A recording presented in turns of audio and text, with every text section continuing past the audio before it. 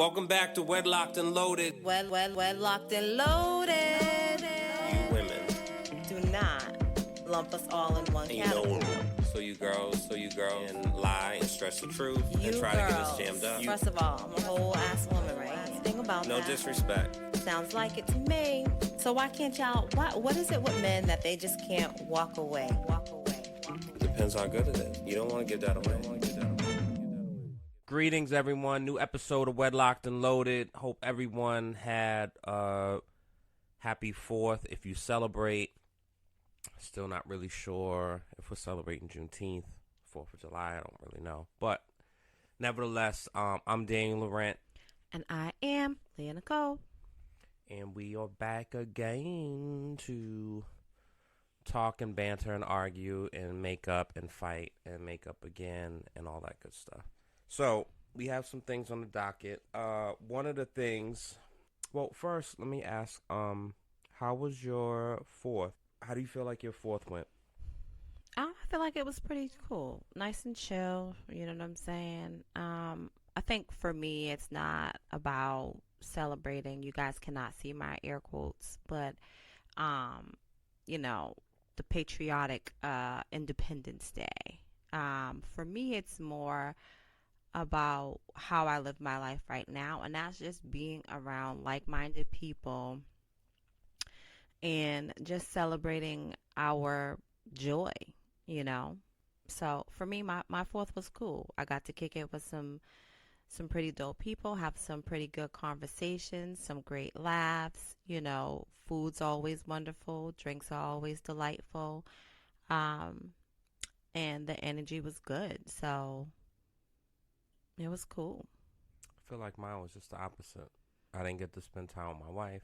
I didn't get Mind you, your wife was there. Like, stop the madness. You were in the same place as me. Cut it out.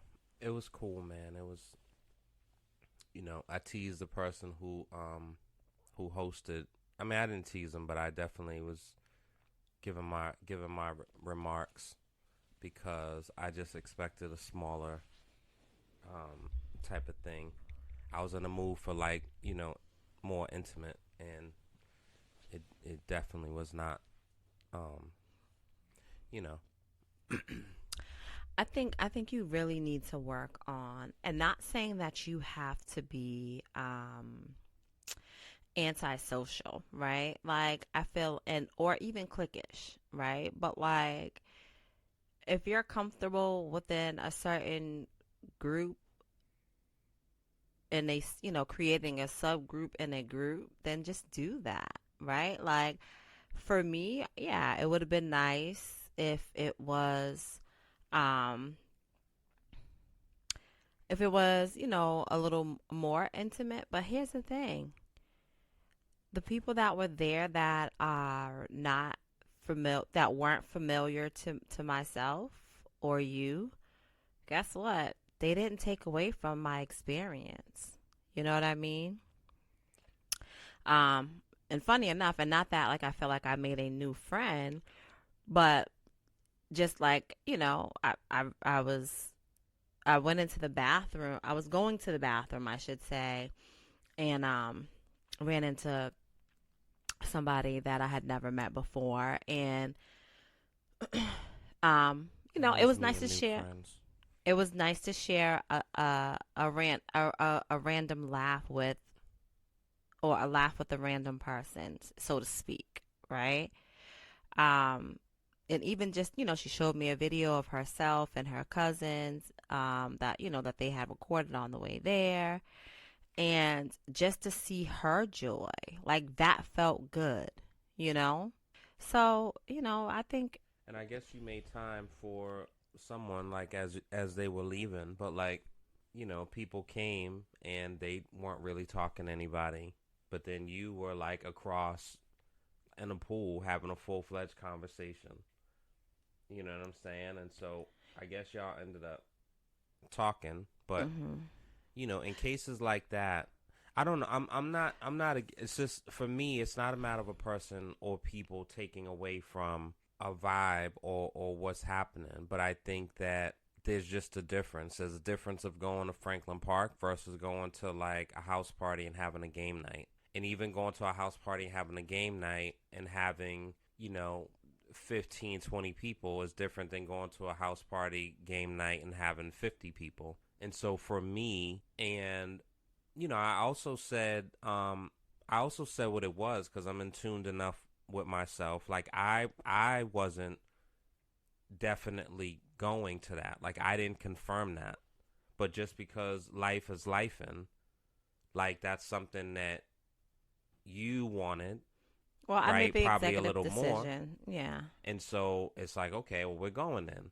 But in my mind, because of the conversations I've had with the person previous about, how much he's kind of like out or associating with everybody in that kind of space, I assumed.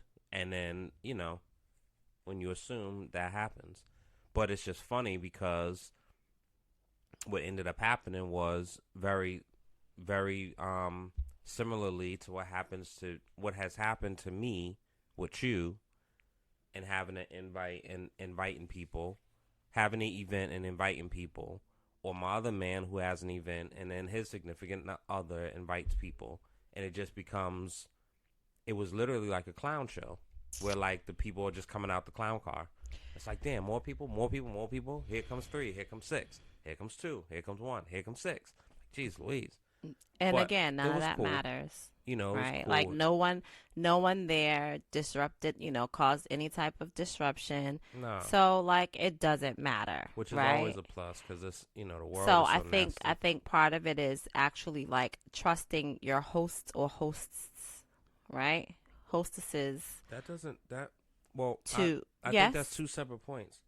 Because I did not Well, once ever feel, and my sentiments is not a matter of feeling in danger or it's not a feeling matter. It's not disrupted. a matter of feeling in danger, It's right? just But more like, bodies than right. I But the expected point to is see and that have to just trust the process and just relax, just trust chill. my process, Leah. Anyway, get one. How about that? Leah, I got plenty.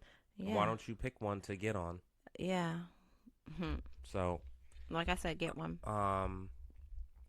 so what else? Fourth, BET Awards happened. I'm assuming we didn't officially watch the whole thing. We watched some clips and some performances and Usher's speech that was cut. Then we saw the uncut version. There was a take. Well, let me ask you, what did you think about Usher's performance? I didn't actually see his performance. No, well, not his tribute. I meant His speech no. or the tribute to him. Yes. Um, I think, I mean, I wasn't too mad at it. However, I will say that I kind of expected a little bit more. Um, Not completely upset that it was a majority of female artists that performed for him. Um, but it was definitely kind of questionable. It definitely had some questions in regards to why it went the way that it went. With women. Yeah. Well, one of the theories is as far as just I guess the overall theme, and rightfully so. I know a lot of people have issues when politics enters an award show or ceremony or whatever. That's not, I think we're in a very very scary time. And there's just things looming more than ever in my entire life. And I know that people always use, oh my God, you got to vote like democracy depends on it. But this time it's a real thing, right? But it's almost like the boy that cried wolf. Like you always say that. I don't think it's a matter of crying wolf. I think literally every time, there is Yeah, something on the agenda that is always scary and questionable, right? but it's different extremes. I But think each Bush time and it is Gore. always there is always there is always something looming each time There's always something for the people to lose, right? True. So, so because of that, and there was a lot of it was a lot of urging people to vote. You know, Madam Vice President Harris was on, and she did something with Taraji, and um, you know, even Taraji coming out to Not Like Us, and she was talking about women pay disparity, and it was a lot of women, which is the most targeted or dominant voting base. Mm-hmm. So that's a theory of they wanted it to be super women heavy because women would watch or it be shared amongst women groups. You know what I'm saying? So it's almost speaking to that audience specifically. The other theory is that Usher primarily, you know, his Vegas residency, he was, as Charlemagne quote, you know, a terrorist, right? So he's going around and serenading women, whether they're single or not. Broke up a couple of relationships. Them relationships were not strong enough if that's what broke it up. Sure. Um, and so it was just kind of flipping it on him. I think the idea is dope. Because you typically, you know, it's always just kind of an assumed gender thing. So if it's a Anita Baker tribute, you're gonna have a bunch of women come out and sing Anita Baker songs. If it's a Prince tribute, well, yeah, I think it was predominantly, with the exception of Janelle Monáe, but I think it was predominantly men. So I think it's always an assumed whatever gender the person identifies as, you know, those are the artists that come out. So I thought that was kind of dope. Um, you know, it definitely seemed a little strange, and I again, business is business, you know, and I think it depends on the motivation of you starting a business and why you did it and what your end goal is. Mm-hmm. But BET in particular is just always an example to me of like almost a heartbreak of like we just don't get it. Like whether it's nepotism, whether it is damn, I can't think of secession. Like what's the secession plan? And I think when Bob Johnson sold BT and Deborah, damn, I can't think of her name. Deborah Lee. Deborah Lee. When Deborah Lee was the president, I don't know if that was an ownership thing or that was more of a title thing. I don't know. I don't remember, and I don't know if that ever really came out. But then later on, you know, she ended up telling her story about what happened, you know, her claims against him, which is just like, geez, Louise, more again, you know. But anyway, I say all that to say, black entertainment television should be represented by black people. Mm-hmm. And people from the South, people from the North, people from the East, people from the West, people who voted for Tim Scott, people who think Tim Scott and Clarence Thomas is one of the same, people who love Jay-Z, people who think, you know, Gucci Mane is the best rapper ever. It should be a plethora of black people that are putting these things together because it's a cultural celebration and a cultural highlight. Mm-hmm. And when you don't have that, you just have weirdness. And so, you know, frankly, like if I had my thing, and maybe it's like gatekeeping, but like there's certain things that I would have taken off. I feel like, well, it doesn't matter in that whatever. But that bothers me. It bothers me with whenever I think of BET because I know how we grew up when BET was on and what it meant to us. You know what I'm saying? And it certainly doesn't mean to our kids what it meant to us. I think it's just like, oh, the BET Awards. Like, no one cares. Well, I can't say that no one cares, right? I think that if I'm going to be honest, I think that once that shift changed, right? Once there was a shift change, um, us, our generation, stopped putting so much value in that. So it's not the same for us because it's just not the same for us. We grew up in a different era, and that's just what it is. You think because of social media? I think because times are changing, and social media is one of the things that are impacting the change of times. Yes. You know, And I think again, so we're speaking of leadership, right? And so, or we're speaking of leaders, right? And every leader doesn't have the same leadership qualities, right? And one of the things you said, you don't know how much control, yeah, okay, well, okay, you know, Bob left, Deborah Lee's now in charge. And I don't even know if that's still the case as of the moment, right? But, you know, shifts changed, right? And so we don't know how much control one actually had, how much pull one actually had, or how much weight one actually had, I should say, and controlling all the ins and outs of all the things. You don't know who left when the people left. You don't know who came. You don't know you don't know what went on behind the scenes, and it's still going on. And the reality is, again, times are changing, and so everybody is trying to keep up with the changing times because everybody wants to stay relevant, and that's just the real of the real. it's tough, man. I think that it's tough when it's not necessarily like a long game plan, and it just seems that everything is just everything. All the decisions are based on survival. But I think it's always been that way.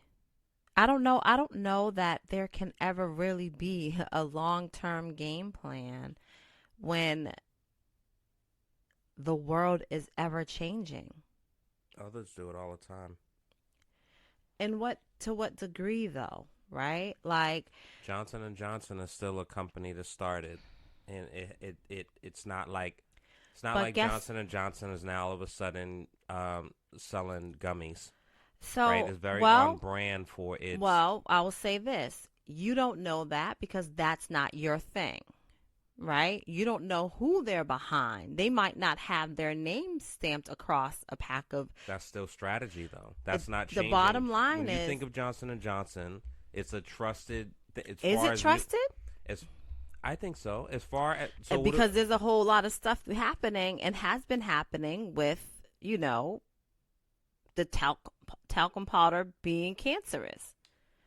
So So is it trusted? And so the bottom line is this, right? So they started, so by ever changing, this is what I mean, right? So they started with one basic thing. They started with don't come for me because I didn't do my research completely on this, right? Because I didn't know this was gonna be one of those things that the people threw in here. Brilliant idiot. But we're gonna say they started with, you know what I'm saying, that pink smell good baby lotion. Y'all know what I'm talking about. Smells really good. They started with, the baby powder. And maybe they had, the baby wash. Then it went from the baby wash to the head to toe wash to the shampoo, or maybe they had the body wash and then they had the shampoo. Then it went to the head to toe wash. Then they started going into the sleepy time and this time and the milk bath and all this stuff. Right? It's in the same space, though. No? Is it? I'm agreeing with you. It's in the but same it's all in space. The same space. They're not all of a sudden making crackers. Again, you don't know who they are associated with, right? Association is different. Now they're doing hair care lines with combs and brushes and all the things. They're doing pacifiers. They're doing bottles. So they started off. So same space in terms of baby products, yes, but the brand itself grew because they were trying to reach they were targeting a larger audience. It's no different than what I feel like BET. All they did was they still do music, they still do videos. All they did was expand their brand from what I know to be inclusive of movies. What has changed? That's not a large change over that's a very small change over a large scale of time. I think succession is important, and that's It may something that we be. don't do really well. And in comparison, because we can, I know you don't like comparison. Why, I don't know, but you don't like comparison. But in comparison with MTV, right? And even with MTV, I have like who still watches MTV? Like what happens on well, MTV? so MTV is an interesting model. The difference is MTV was music television, It wasn't black entertainment television. It's like if So NAACP I is don't. all of So a sudden here's what I now. want to say. I want to move on from this, right? Because here's the thing: you are comparing a white company who has had the success because it has had all the funding behind it and all the things behind it to a company that started off that was rather small, that was built and succeeded by black people, right? For black people because there wasn't anything for us. And so to compare the two was kind of unfair. And I don't think like I think we just went totally. I think this conversation just went totally left. I If don't think in so. I think regards it's to related to talking my point. about, It's not left. I mean, we got into the specifics of it. My point is, it just sucks of where it is now. It sucks but that, how often do you watch BET, yeah, Daniel? it doesn't. I am past that point. I'm What I'm asking you the question what I because you're comparing it from back then to what I now, did and say I'm was, it asking doesn't you. mean the same as it meant to. It doesn't mean the same to our kids as it meant to us. Now, there's different factors in it. I So don't. even what I'm about to say may not make one bit of difference. But I knew growing up, I wasn't a person that was reading a ton of Black history books and the autobiography of Malcolm X. I wasn't going to seek that out. But I do know that I was home and I watched Teen Summit. I know that I was home and I remember watching news with Ed Gordon. So for me, it gave me not only a person that looked like me, but was giving me information in a tangible way that I can then take and apply. And it was a more worldly perspective for me that I didn't even know that I would realize until later as an adult. What I'm saying is that doesn't happen. Now, MTV was started in 1981, and on record, it says BET launched 1980. Doesn't mean that it wasn't like a cable broadcast network. Who knows? I don't even. So, to your point, yes, we went into the weeds of it. My initial point was what it was. We just went into it. I just say when I think of BET, it's just sad in the sense of like we don't have much in this country, period, and we're constantly clawing. And so it just was comfort to know that we had something. I don't own it. You don't own it. But it was nice to know that there was something. There was something that had our news or our perspective or our thoughts or our leaders, or when the world turns their back on people that we hold up, they were given a different perspective on those people. It was nice to have that, and we don't have it. So for me, and then the CBT of what it is now is like, damn, like, all right, I guess I would just rather it be. Again, I'm going to ask you, when's the last time you actually watched Well, I cut BET? cable, Leah. I mean, like you can have So again, you can have so the I platform, but I'm that not that so that question doesn't really matter but to it my point. matters to your point because I'm not watching it. you're not watching it and you don't know all the ins and you don't know all the things that's happening over there. You don't know what they're putting on as far as production. I know because I have looked. That's what makes me so sad about it. You've looked at what? I've looked at their programming. Oh, okay. I also know that BET Plus, like I've looked at it, man. Okay. Like I don't know. Anyway, um, so with we talked about that. So what I wanted to bring up, we was gonna talk about this a week or two ago, I think. There was something that I saw, and they were having a discussion about kids and entitlement. and like responsibilities, and it was a full conversation about like kids. And I think one of the things was, when do you um pull the plug from certain things? So I think an example was given. The person has a son. The person then got all these tickets. Then got into car accidents. Then totaled the car. He bought another one, blah, blah, blah. People were saying, well, why do you keep doing that? And he was like, well, I'm not going to have my son be, without a car and walking, right? And it just became this whole big thing. So I wanted to bring this up on a show and see what the thought process is of you. So if one of our kids are constantly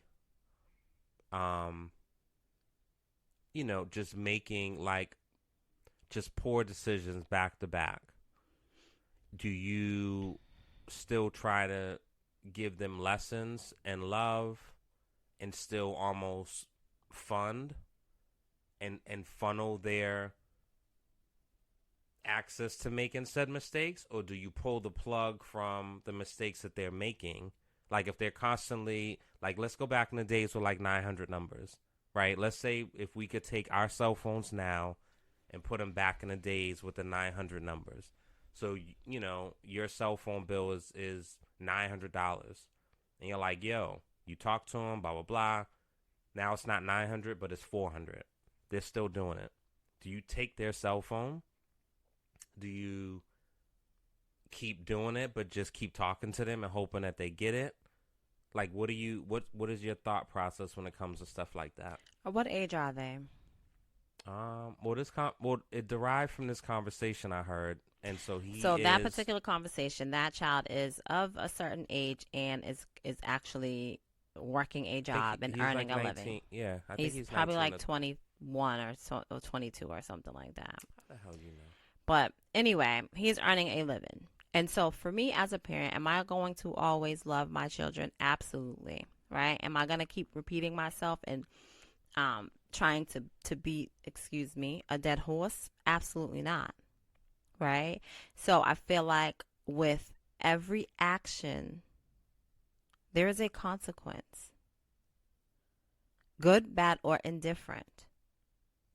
For every action, there is a consequence.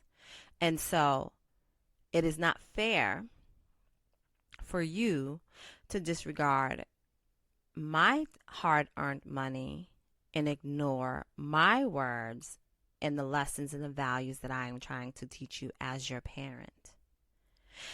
If you choose to do nothing, you are teaching the child nothing, right? So for me, if I say, hey, this phone bill's $900, yeah, that's not going to work. Like, what's happening? Why did this happen? Like, what can we do different? Okay, next month, it's, it's not 900, but it's 750 or even 400.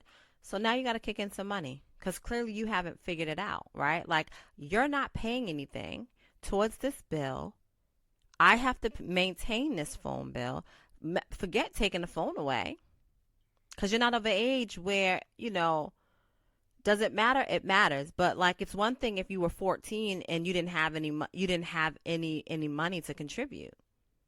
Like, we're doing you a solid. Matter of fact, you can get off this phone line. Go get your own. And you still have to pay this bill. So, I believe that every action has a consequence, good, bad, or indifferent. And do you feel the lesson can only be learned if it's actually taught, right? And the only way a lesson can be taught is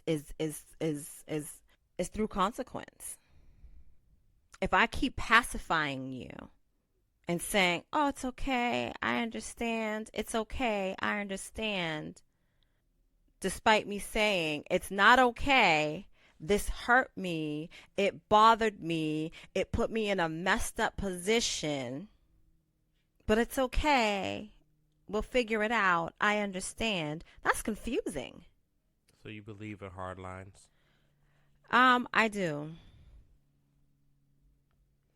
I do. And I think that a lot of times, we have this thing with gentle parenting now. I don't understand all the things about it because I was not a gentle parent. I was an understanding parent. At times I was a very empathetic parent. At times. And I didn't believe that everything that happened needed to result in a spanking. Okay? But again, there needed to be a consequence. And with that consequence, it wasn't a matter of just, oh, go to your room, you're on punishment for a week. It was some hard conversations that went along with that. Let's talk about why this happened. How did you get yourself into this position? Why did this happen?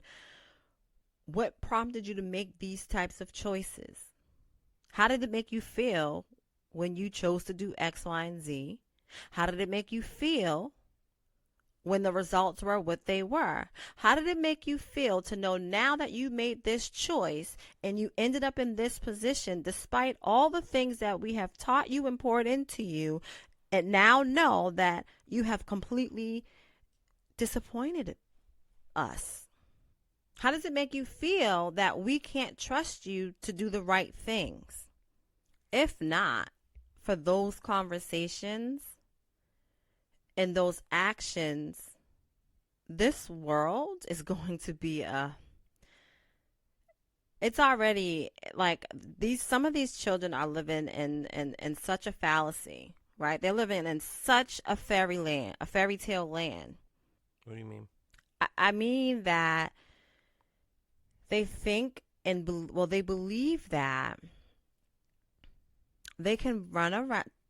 Some individuals really believe that, and we're raising individuals that can believe. People are raising individuals. Let me take that back. People are raising individuals, and the system is creating individuals. Let's start there. The system is creating individuals and making them believe that they can do any and all things, good, bad, or indifferent, and face no real consequence. Oh, I could go to school and cuss the teacher out, tear the classroom up, and still go on this field trip. I can be completely disruptive and interfere with my classmates' learning and still go on this field trip.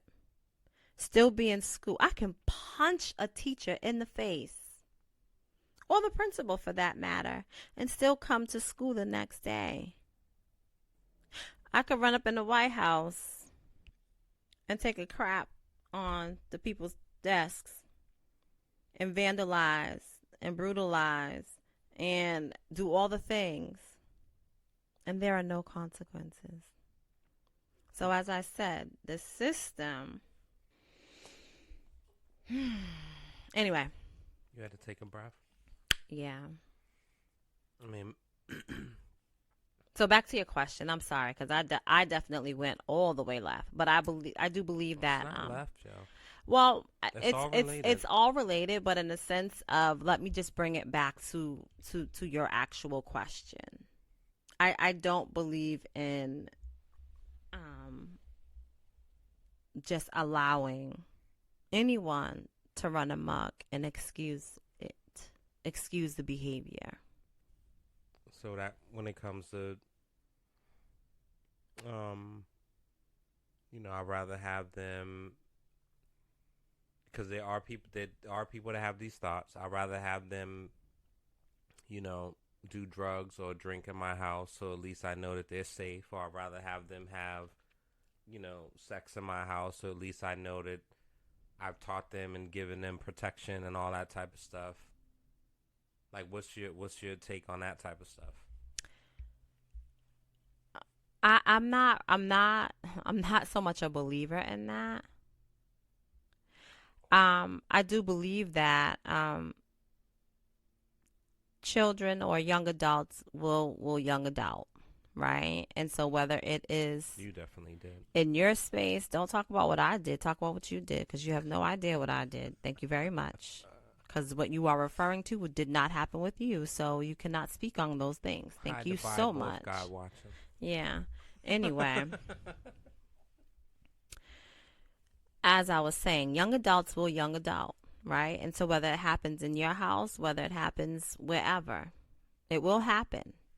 They're feeling the feelings, they are seeing the things, and they will want to experiment. And I will also tell you, no matter how much you think that you are teaching them, when you set them down and talk about protecting themselves and making safe choices, they still will not always make safe choices. So just because you're giving them again, you cannot see my air quotes, a safe space to do it, doesn't mean that they are doing it safely. I think that my opinion, okay? I think that when you do certain things like that, you are creating not a safe space, but an unhealthy space between parent and child because there are no longer any boundaries being set. And I feel like with no boundaries, there is no respect. With no respect, well, there's a whole lot of other things. How about Yeah. you? What do you think and feel? Um. So I was just telling one of our children the other day. I went on this thing and was just kind of leaning in because I don't consider myself I don't consider myself prude, by any means. But I think that as I'm getting older, I am more of a traditionalist in some regards. And I think that, how our parents were to us and what we decide to disseminate and take in and filter out and all that type of stuff is very, very interesting how it plays out once we're parents. And for me, it wasn't an environment where I was swearing in front of my parents and we were sitting down watching TV and I was just saying the F word and, mother effer and all this type of stuff. It wasn't an environment where we're sitting at the table drinking together. Or it wasn't an environment where I come in the house and I'm smoking cigarettes, weed. It wasn't an environment of that. However, I grew up in a house where my parents were functioning addicts. And so I knew what was happening to an extent, right? They weren't like doing it in my face, but like that just wasn't a thing. And I think I appreciate that because I saw other people that did that in front of their parents, and I just always felt the way about it, even back then. I remember at one point, I remember saying, I wish I could swear in front of my mother like such and such. But as I got, like, even like from 14, I remember saying, like, yeah, that's not cool.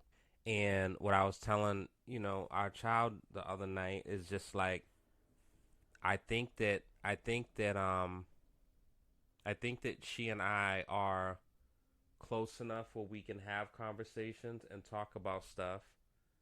Um, but I'm not so focused on being her friend and her bestie because there's other people to play that role. And when I hear parents say like, "Oh, I'm my child's best friend," and like I don't know what I think about that. Part of me feels like that's cool. If that's a true thing, that's cool. But then part of me feels like that's kind of I don't think you should be. I think there should be a difference. And it Mm-hmm. doesn't mean that you have to be mean and have to constantly be the disciplinarian and, the bad guy for everything. But I just think there needs to be a separation of church and state, and no pun intended, because even that saying is like gone out the window now. Like there's no separation. But I just, I never subscribe to that. I've heard that so many times about like, oh, if they're gonna be smoking, I'd rather have them smoke under my house, under my roof, because like I don't understand that. I don't understand it. I never will understand it. And it's just not my bag. You know what I'm saying? And what I did say is like, when our son turns 18, like I'm not taking him to the strip club to, initiate him into manhood. Like that's not cool to me. You know what I'm saying? But I know some people, like, that's a thing. And I've joked about that before. Like, oh, I'm going to take my son. But, like, I can't even imagine. I literally can't imagine. And I'll take it further. If I happen to bump into him at a strip club, I think I would immediately exit stage left. It's almost like seeing your teacher or your principal. So imagine how embarrassing that is, or weird. Well, for you, maybe not. You know what I'm saying? 'Cause, hey, babe. You there? Hello? Do you, honey? Do you? So, anyway, I think that's, I'm not interested in that. So I think we're on the same page with that type of stuff, which thankfully, because it can get real sticky if people are not on the same page. I wanted to ask you this before we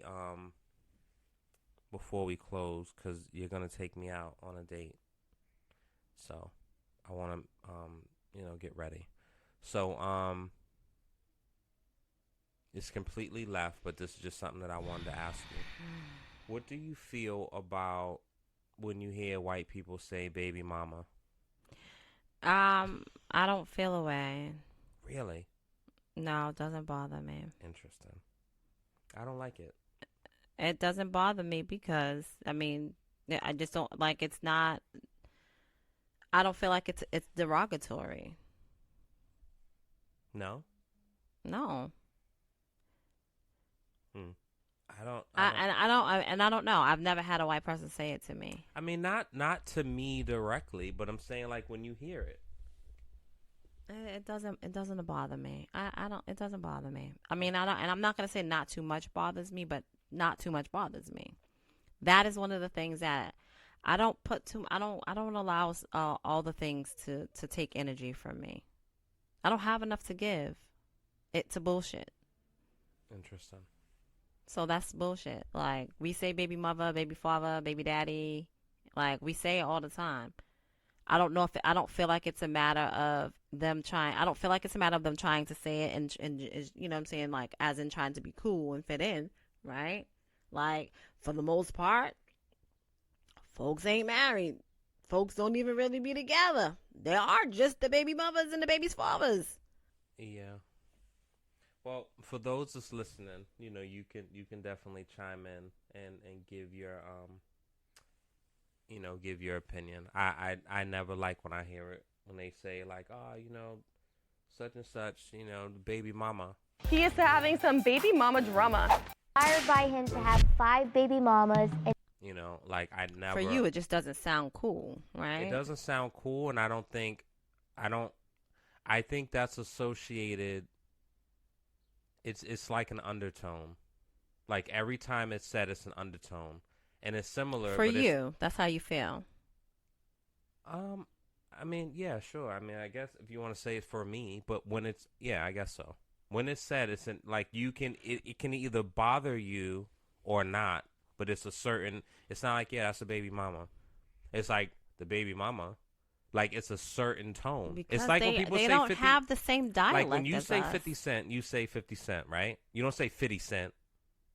And so when you hear people saying his name, and some black people say it, but it's mostly when white people are talking about him, and they'll say, and the rapper 50 Cent, they're saying it in a way of they're trying to emphasize on it because they don't have the same dialect as us. Yeah, like, they're not cool. It's almost like the person wearing a big rope chain with a dollar sign.